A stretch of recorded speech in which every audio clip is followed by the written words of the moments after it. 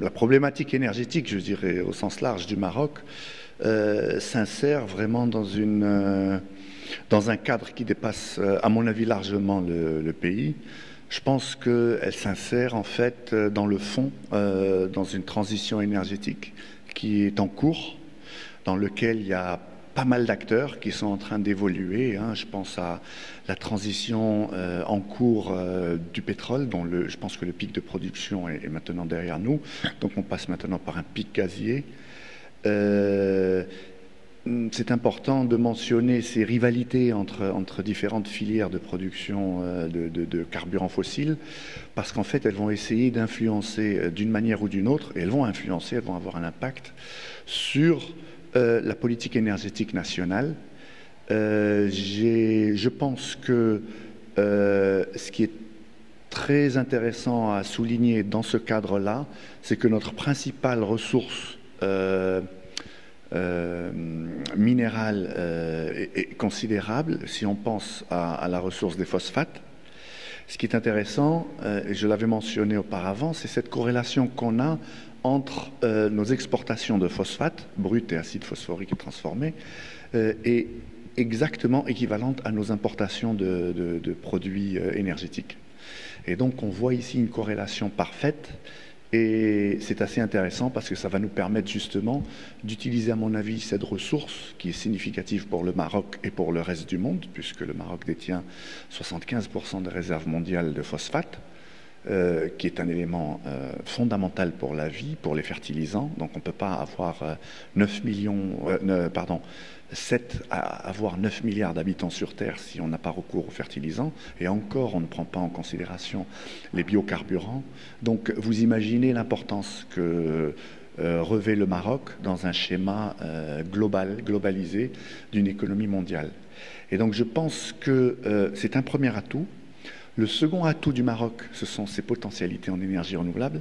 Alors, je pense qu'on ne va pas trop s'étendre sur les potentialités d'énergie solaire parce qu'elles sont identiques dans nombre de régions, nombre de pays dans la région plutôt. Mais par contre, là où on a un potentiel extraordinaire au niveau mondial, c'est le potentiel éolien. On a donc les côtes et les alizés atlantiques qui soufflent donc, je dirais, de Tarfaya jusqu'à Saint-Louis du Sénégal et qui pourraient en fait permettre non seulement de couvrir les besoins du Maroc à des prix excessivement compétitifs, on parle de 20-30 centimes au kilowattheure en dirhams, de 3 centimes d'euros. Donc si on procède à en fait cette transition énergétique, le Maroc pourra bénéficier de cette manne qui est significative. Et en fait, ce qui est encore plus intéressant dans cette approche, c'est que le potentiel éolien que je vous ai cité est connecté d'une manière ou d'une autre. En fait, il est physiquement connecté à un aussi des plus grands réseaux électriques du monde.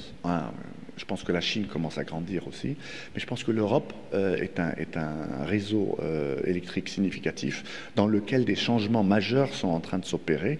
Alors on parle d'une transition énergétique qui est essentiellement impulsée par l'Allemagne, qui souhaiterait donc diversifier son bouquet énergétique. Sa dépendance en gaz russe a été à l'origine d'ailleurs du développement de l'énergie éolienne.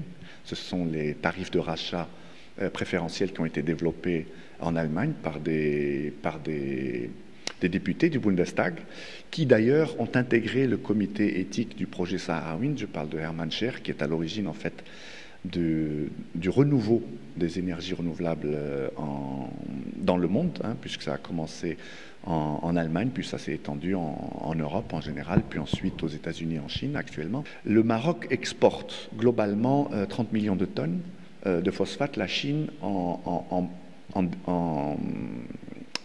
transforme 65 millions. Donc ça vous donne une idée de la filière phosphatière. C'est pour les besoins locaux en Chine. Et ils ont développé ça sur les énergies renouvelables qui à l'époque étaient hydrauliques en Chine. Lorsque leur outil industriel s'est développé et que les villes ont commencé à consommer de plus en plus d'énergie, ils ont introduit une nouvelle énergie qui est maintenant l'énergie éolienne, duquel ils sont pionniers en dessus de l'énergie solaire photovoltaïque. Et alors, ces procédés industriels de transformation de matières premières, on peut parler de l'acier, on peut parler des phosphates, sont intéressants à plus d'un titre parce que ça vous permet de gérer l'intermittence de la ressource. Quand le vent souffle, à ce moment-là, vous pouvez mettre en place les procédés énergivores dans votre chaîne de production. Lorsqu'il n'y a pas de vent, à ce moment-là, vous travaillez en amont ou plutôt en aval de cette chaîne. Donc, ce sont des complémentarités qui vous permettent en fait de stocker l'énergie renouvelable intermittente. En fait, elles sont beaucoup plus importantes que ça parce que non seulement elles vous permettent de stocker l'énergie renouvelable intermittente, mais surtout elles vous permettent de développer une filière intégrée et de vous approprier en fait la ressource de base.